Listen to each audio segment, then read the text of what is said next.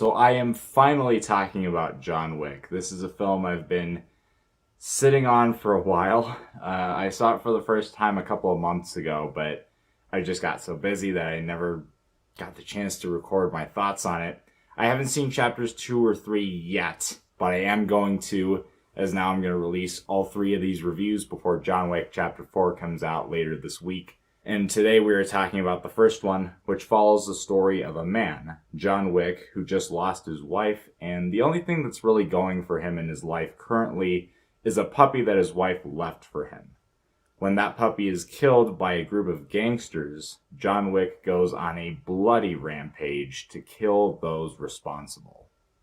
Watching this film, it's not hard for me to tell why John Wick is an action hero icon. And I would say that most of it is due to the intro that this character is given. That throughout a lot of the opening of this movie, you're seeing a lot of characters react to hearing that this event happened with John Wick.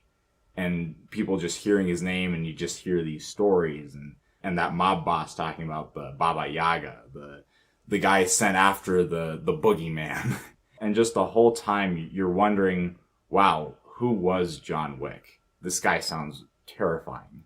And what adds to this is Keanu Reeves' performance, which is very physical in the movie. That he really doesn't need to say much. That you just get a lot from this character, and you just understand a lot of his rage through his physical being.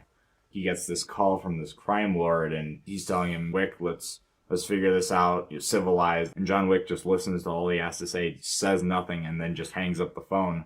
And just something about that scene, the fact that John Wick didn't say anything, it just added to him being this cold killer. And also in that introduction, you get this great scene with him breaking through cement with a hammer.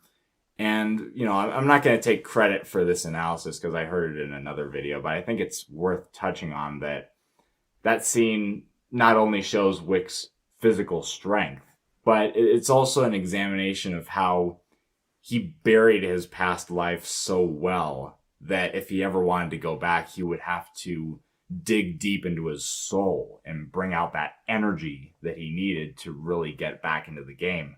That whole analysis isn't my own, but that was just an interesting visual aid for that idea. It's all this stuff with characters reacting and then just seeing bits and pieces of John Wick here and there at the beginning, that when these gangsters killed his dog, they just opened Pandora's box. That they just woke up this unstoppable monster. But what I also liked about the intro is that it gives quite a bit of character development.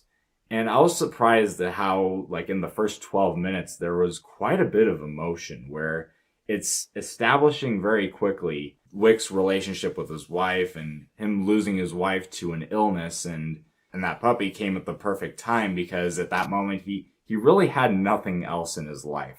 Like, you get that scene where he's driving around that airport, I think, and, you know, he drives the car kind of recklessly and almost smashes into something, and you get this idea that this guy, if he didn't have something else in his life, he could probably kill himself. It just adds a layer of depth to this character. And I guess that also adds a layer to the action where, at this point, you could say all that's really keeping him going in his life is his need for revenge.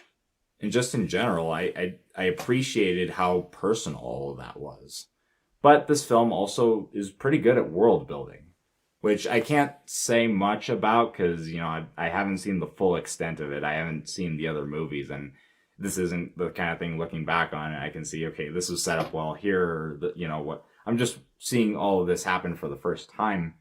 But there's just some interesting ideas. I like the fact that they're placing this character in a world where there's other mercenaries. You get the Hotel Continental, which is pretty much this neutral ground for underworld criminals, and there's a lot of hints at what's to come, and I'm intrigued.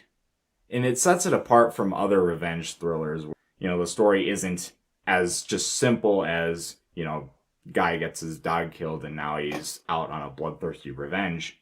That there's more going on there with this backstory of him working for this organization, and now how are these people going to react to him going on this killing spree? it's not hard for me to see how this would spawn a franchise. Because there's a lot of ideas there that you can easily tell more stories with. And of course, you gotta talk about the gun action, which is very well filmed. There's a lot of longer takes with sequences. A lot of the actions in this film feel fluent. You can tell what's going on. What's happening is very badass. And going into how a lot of the combat in this movie is gun oriented, and that spawned, the term gun fu, I guess. John Wick has a bunch of forms of like fighting people, flipping them over, and then shooting them when they're on the ground. And there was a lot of creativity with his movements, and that it wasn't just straight up shootouts, that there was more of a choreographic flair to it all. So as you can probably tell, I really enjoyed this film, though I didn't love it. I wasn't as high on this film as I thought I should be. And maybe some of this is due to the fact that I am watching this film for the first time, but I did have a couple of solid issues with this film. First being that I think that the central plot was interrupted by the world building. That, the Continental and this whole underworld of mercenaries and all that is all interesting. But I think it took away from the personal edge of the story where, like I said, in the first minutes, you get a lot of emotion. And I was actually surprised that I was tearing up. But then even before you get to the halfway mark, it transitions into, setting up this underworld world where, actions and consequences and giving the story higher stakes. But in a way, it still compromised the personal edge of the story. That for me, it still kind of compromised that emotion that was set up so well at the beginning. And final thing is that for as stylish as this movie can be, for as creative as this film can be at times, there are moments where the music is pretty generic. Where a scene starts and it's just the most basic level, like, action tone that a scene could go for as far as the music. And I thought that was kind of disappointing. I'm just observing this stuff for the first time. I really did enjoy this film. I thought it was a really well-made action film. I think it's a movie that had pieces there that sequels can then take and improve upon. But yeah, I'm intrigued to see where else this franchise goes. I'm going to give John Wick a B+. Actually, at the time that I'm recording this right now, I'm actually going to watch John Wick Chapter 2 tomorrow. And I'll review that one, and we'll see how it goes. Guys, have a great day.